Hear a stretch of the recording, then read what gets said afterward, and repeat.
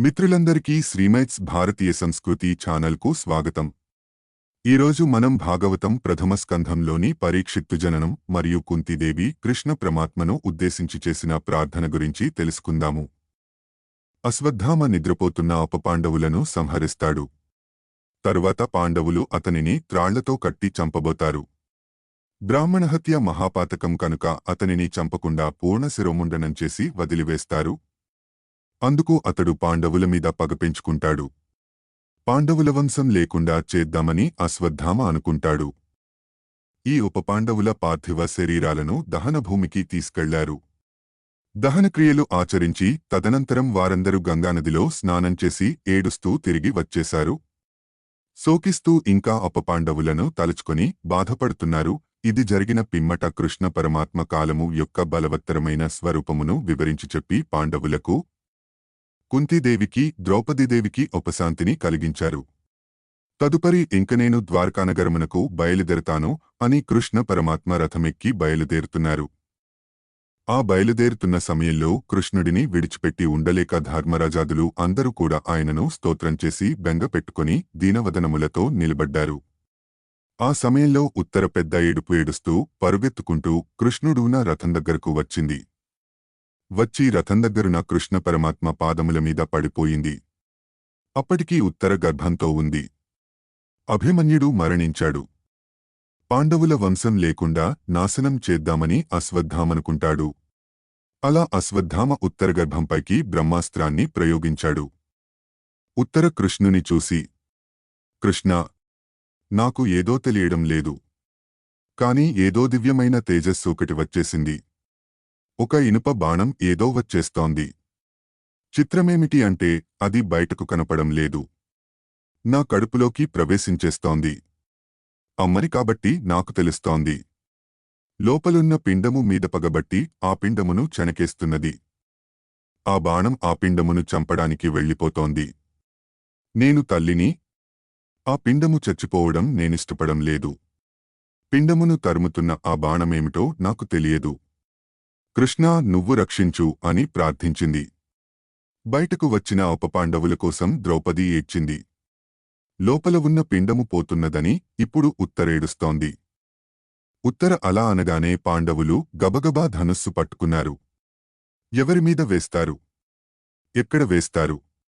శత్రువు ఉత్తర గర్భంలో ఉన్నాడు. పిండమును నరకడానికని బాణం వెళ్ళిపోతోంది. ఇప్పుడు కృష్ణుడు చూశాడు. ఉత్తర ఏమని ప్రార్థించింది?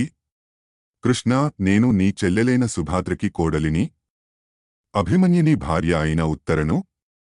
నా కడుపులో ఉన్న పిల్లవాడు నీకు మేనల్లుడు అవుతాడు అని అన్నది. మనవలంటే తాతలకి ప్రీతి, మేనల్లుళ్ళు అంటే మేనమామలకు ప్రీతి. నీ మేనల్లుడు శత్రువుల చేత హతుడయ్యాడు. ఆ శత్రువు ఎవరో నాకు తెలియదు. కాని ఎవరో బాణం వేసేశాడు. అది లోపలికి వెళ్ళిపోతోంది. ఈ బాణం అగ్నిహోత్రంలా ఉంది. ఆ బాధ ఏమిటో నాకు తెలుస్తోంది. బయట ఉన్నవాళ్లకు ఏమి తెలుస్తుంది? కడుపులో ఉన్న పిండమును రక్షించవా కృష్ణ అని శరణాగతి చేసింది. గాంధీవమును ధరించిన అర్జునుడు ఉన్నాడు. చేతి గద తిప్పితే అగ్నిహోత్రమును పుట్టించే భీమసేనుడు ఉన్నాడు. నకుల సహదేవులు ఉన్నారు. అజాతశత్రువైన ధర్మరాజు కూడా ఉన్నాడు. అయినా ఉత్తరవాళ్ల కాళ్లు పట్టుకోలేదు. నీవాళ్లు నిన్ను రక్షించరు. నీరక్షణ నీ ఇంటి ఈశాన్య దిక్కున ఉంది. అక్కడ ఉన్న స్వామిని నమ్ముకోవడం నేర్చుకో. అలాగని నీ బంధువులను నిర్లక్ష్యం చేయకు. వాళ్లని భగవంతునిగా చూసుకో.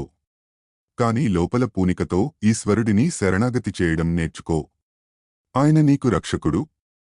అందుకని ఆవిడ పాండవులను ప్రార్థన చేయలేదు. కృష్ణుడిని ప్రార్థన చేసింది. అప్పుడు కృష్ణ పరమాత్మ ఉత్తర గర్భమందు పెరుగుతున్నటువంటి పిండము ముందు భాగమునందు అంగుష్ఠమాత్రుడై నిలబడ్డాడు. గదను త్రిప్పుతున్నాడు. చక్రహస్తుడై వైష్ణవ మాయను ప్రకటించాడు. ఉత్తరగర్భంలో ఒక్కసారి తన తేజస్సును చూపించాడు. ఆ తేజస్సు పిండమునకు తప్ప మరెవరికీ కనపడడం లేదు. ఉత్తరికి గాని పాండవులకి గాని లోకమునకు గాని కనబడడం లేదు. స్వామి ఈ లీలను అమ్మకడుపులో ప్రదర్శిస్తున్నాడు.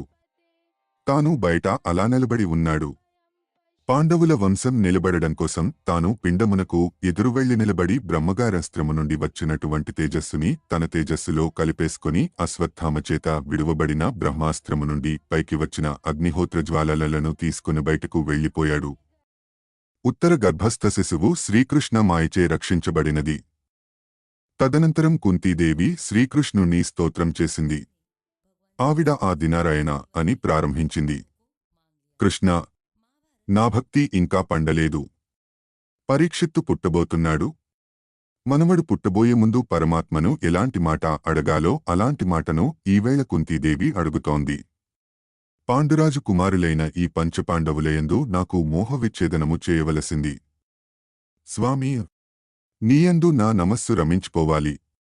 పూజామందిరంలోనే కాదు, నేను ఏ పని చేస్తున్నా కృష్ణ, నువ్వు నాకు జ్ఞాపకానికి వస్తూ ఉండాలి. నీ నామస్మరణము నుండి నా మనస్సు ఆగకూడదు. నీవు ఈశ్వరుడవు, నీవు సర్వజగన్యామకుడవు. నీవు తలుచుకుంటే ఏమివ్వలేవు. అందుకని కృష్ణ, నాకు అటువంటి భాగ్యమును కటాక్షించవా. నాకు ఆమోహమును తెంపి అవతలపా రవేవా. సంసారమనే లతలు నన్ను చుట్టేస్తున్నాయి. వాటిని గండ్రగొడ్డలితో తెంపి అవతలపా రవేవా అని అడిగింది అమ్మ. అంతట కృష్ణ పరమాత్మ కూడా ఆ కుంతీదేవి స్తోత్రం చూసి మురిసిపోయాడు, పొంగిపోయాడు. అప్పుడే, ఎలా కుదురుతుందిలే అత్తా, ఇంకా మనవడు పుట్టాలి, నువ్వు సంతోషించాలి అనే భావం వచ్చేట్లుగా హేళగా చూసి ముగ్ధమనోహరంగా ఒక్క చిరునవ్వు నవ్వాడు. అంతే, మాయ ఆవరించింది. ఇంత స్తోత్రం చేసిన ఆవిడని కూడా ఆ మందహాసపు కాంతులలో మైమరచిపోయేటట్లు చేసేశాడు. ఆయన దర్శనానికి ఉండే శక్తి అటువంటిది. అందుచేత కృష్ణ, నిరంతరమూ నీ గురించి భావన చేసే అదృష్టమును ప్రసాదించవలసింది అని కుంతీదేవి అడిగితే స్వామి చిరునవ్వు చిందించి బయలుదేరి ద్వారకానగరానికి వెళ్ళిపోయాడు. ఈ కథ ఇంతటితో సమాప్తం. పరీక్షిత్తు జననం, కుంతీదేవి ప్రార్థన. ఇది భాగవతంలోని ప్రథమ స్కంధంలోనిది. తదుపరి వీడియోలో ఇంకొక కథతో మళ్ళీ కలుద్దాం. అంతవరకు సెలవు. ఇటువంటి మరిన్ని వీడియోల కోసం లైక్, షేర్, కామెంట్ చేయండి మరియు ఛానల్ను సబ్స్క్రైబ్ చేసుకోండి. ధన్యవాదములు.